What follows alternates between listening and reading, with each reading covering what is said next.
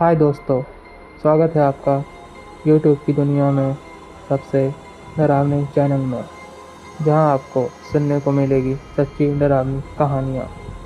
आज की कहानी भेजी है राकेश ने। ये कहानी राकेश के गांव की है, जो कि छत्तीसगढ़ में है। चलिए कहानी शुरू करते हैं। छत्तीसगढ़ के घने जंगलों के बीच बसा है एक गांव, जिसका नाम है रतनपुर। कहते हैं कि इस गांव की धरती के नीचे किसी जमाने में एक औरत तांत्रिक की समाधि थी। उस समाधि की रक्षा करता था एक भयानक शक्ति, या हम उसे दैत्य भी कह सकते हैं, जिसे बोलते हैं छलावा। रतनपुर में कबीर नाम का एक नौजवान रहता था। वह बड़ा निडर था। भूत प्रेत तांत्रिक काला जादू वो कुछ नहीं मानता था। उसे ये सब बकवासी लगता था। गांव के बुजुर्ग उसे बार बार बोलकर चेतावनी देते थे, बेटा, रात में चौपाल के पास कभी मत जाना, वहाँ रहता है छलावा। पर कबीर बार बार हंसकर एक ही बात बोलता था, छलावा जैसा कुछ नहीं होता, ये सब आप लोग का बस एक भ्रम है। एक अमावस की रात में, रात के शायद 12:30 बजे होंगे, कबीर सुनसान रास्ते से अपने घर जा रहा था। उस रात अंधेरा इतना गहरा था कि उसको खुद का हाथ तक दिखाई नहीं दे रहा था। वो मौसम भी ठंड का था। चारों ओर धुंध छाई हुई थी। कबीर की लालटेन की लौ काँप रही थी। दूर जंगल से सियारों की आवाज़ आ रही थी। कबीर धीरे धीरे सुनसान रास्ते में आगे बढ़ रहा था। तभी उसने देखा, रास्ते के बीचों बीच कोई लड़की खड़ी हुई है, लाल साड़ी में, बाल खुले हुए, सिर उसका झुका हुआ। कबीर उसे देखकर सहम गया। तभी उस लड़की ने धीरे सी आवाज़ में बोला, तू इतनी देर से क्यों नहीं आया? सब तेरा बहुत इंतज़ार कर रहे हैं। कबीर चौंक गया। उसके हाथ पैर ठंडे पड़ गए थे। उसका खून जम गया था। कबीर हकलाते हुए बोला, कौन सब? तुम किसकी बात कर रही हो? पर वो औरत सिर्फ मुस्कुराई और बोली, तेरी परछाई जो अब तक तेरे पीछे चल रही थी, अब वो तेरा इंतजार कर रही है। अगले दिन सुबह सब परेशान थे, क्योंकि कबीर कल रात से अपने घर नहीं पहुंचा था। गांव के लोगों ने उसकी खोजबीन करना शुरू किया, लेकिन उन्हें सिर्फ कबीर की लालटेन टूटी हुई रास्ते में मिली। कबीर का कोई नामो निशान नहीं था। लेकिन गांव वालों को वहां एक अजीब चीज दिखाई दी। उस रास्ते में 2 नहीं 4 पैरों के निशान थे। जैसे रात में कबीर अकेला नहीं था, जैसे कोई उसका पीछा कर रहा हो, जैसे कोई और उसके साथ चल रहा हो। उस दिन पूरा ढूंढने पर भी गांव वालों को कबीर का नामो निशान नहीं मिला। उसके अगले दिन कबीर का दोस्त सुमित और 2 और गांव वाले कबीर को फिर से ढूंढने निकले। रात का समय था। धुंध चारों ओर छाई हुई थी और जानवर जैसे रो रहे हों। जैसे ही कबीर का दोस्त सुमित उस रास्ते से गुजरा, उसे धुंध के बीच में एक पूरा गांव दिखाई दिया। वो रतनपुर जैसा ही था, लेकिन उल्टा पुल्टा। मतलब घर के दरवाजे हवा पर लटक रहे थे, पेड़ उल्टे जमे हुए थे, और वहां लोग मौन खड़े हुए थे, जैसे गूंगे हों। लेकिन वो सब सुमित को ही घूर रहे थे। ऐसा लग रहा था जैसे वो सब किसी अदृश्य शक्ति के गिरफ्त में हो। सुमित जोर से बोला, कबीर कहाँ है तू? तभी एक घर का दरवाजा अपने आप ही धीरे धीरे खुलने लगा। उस घर के अंदर कबीर खड़ा था और सुमित को एक ही नज़र से घूर रहा था। वही कपड़े, वही चेहरा, लेकिन आंखें पूरी सफ़ेद। सुमित सोच रहा था कि कबीर को ये क्या हो गया है।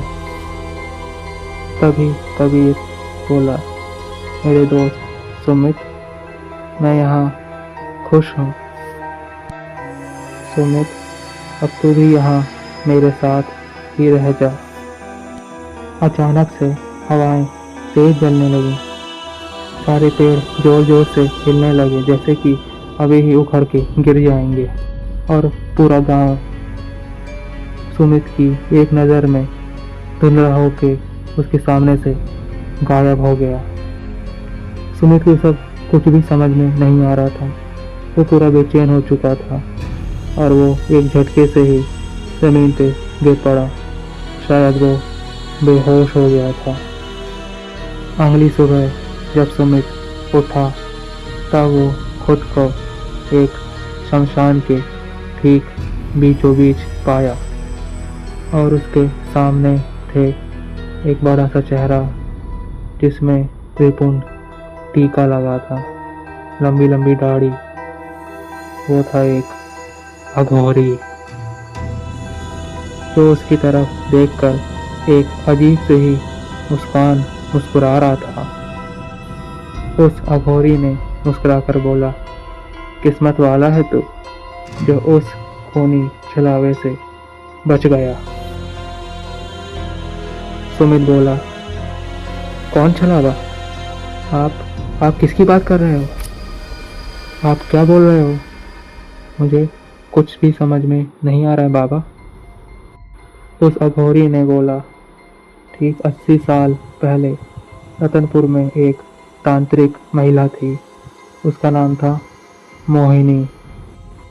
वो आत्माओं को कैद करके अपना नौकर बनाती थी। यही उसका काम था। जब गांव वालों को उसकी सच्चाई का पता चला तो सभी ने मिलकर उसे जला दिया। लेकिन मरते हुए उसने कहा, मैं तो जा रही हूँ,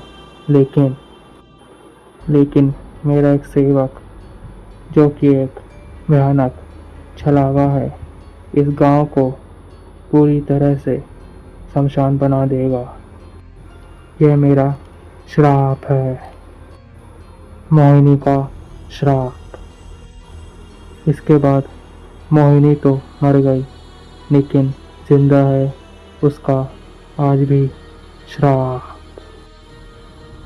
फिर उस अघोरी ने घबराते हुए सुमित से कहा, जो भी इंसान उस जानलेवा छलावे को देख लेता है वो फिर अपने काबू में नहीं रहता। वो छलावा उसके रूप में जिंदा रहता है और वो इंसान उसकी छाया में कैद हो जाता है।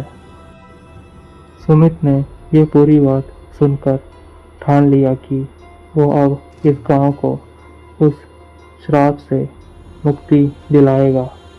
उसने उस बाबा से आशीर्वाद मांगा और रात होने तक का इंतज़ार करने लगा। रात ठीक 12 बजे उसने फिर वही डरावना और ख़तरनाक रास्ता पकड़ा और जाने लगा उसकी गहराई में। वो रास्ता पूरा सुनसान था। तभी अचानक से वहाँ किसी बच्चे की हंसी, किसी औरत की पुकार सुनाई देने लगी। तभी सुमित के पीछे से एक आवाज़ आई, रुको, ज़रा रुको, मैं भी साथ चलूं क्या तुम्हारे? यह आवाज़ थी उस छलावे की।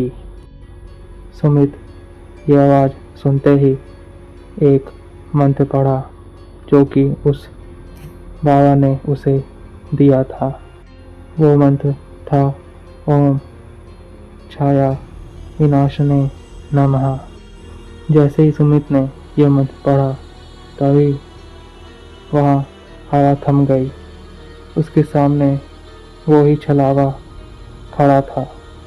आँख जैसे लाल अंगारे हों ऐसी उस छलावे की आंखें थी। लंबे नाखून, चेहरा पूरा सफ़ेद। वो बोला, मुझे तेरा शरीर चाहिए, अब तेरी बारी है। सुमित ने तुरंत उसकी तरफ एक पवित्र भस्म फेंकी जो उसी तांत्रिक बाबा ने उसे दी थी। वो भस्म पड़ते ही वो छलावा जलने लगा। वह तड़पते हुए बोला, ये तूने मेरी तरफ क्या फेंका है? मैं तुझे अब नहीं छोड़ूंगा। रात भर उसकी चीखें पूरे गांव में गूंजती रहीं। सुबह जब गांव वाले उसी डरावने रास्ते पर पहुंचे तो उन सब ने देखा वहां सिर्फ राख पड़ी हुई है।